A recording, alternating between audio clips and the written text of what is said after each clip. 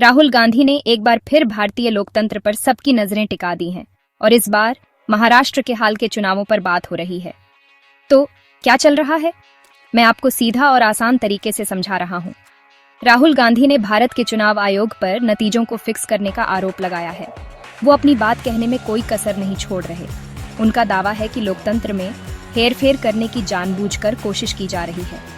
उनके मुताबिक सरकार ने चुनाव आयुक्तों की नियुक्ति के नियम बदल दिए, जिसमें चीफ जस्टिस को हटाकर एक कैबिनेट मंत्री को शामिल कर लिया गया। उनका कहना है कि इससे निष्पक्षता पर बड़े सवाल उठते हैं।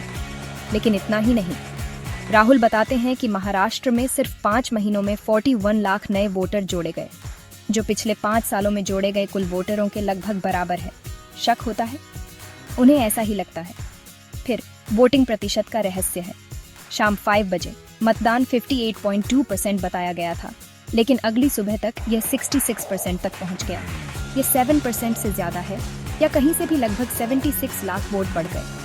वह यह भी दावा करते हैं कि यह अचानक हुई बढ़ोतरी मुख्य रूप से उन बूथों पर हुई जहां पिछली बार बीजेपी कमजोर थी। और आखिर में उनका कहना है कि चुनाव आयोग सीसीटीवी फुटेज और वोटर लिस्ट तक पहुंच को सीमित करके सबूत छिपा रहा है।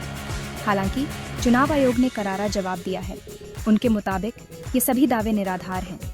उनका कहना है कि वोटर लिस्ट वेबसाइट पर सभी के लिए उपलब्ध है और कांग्रेस सहित हर राजनीतिक पार्टी को इसकी पहुंच मिलती है।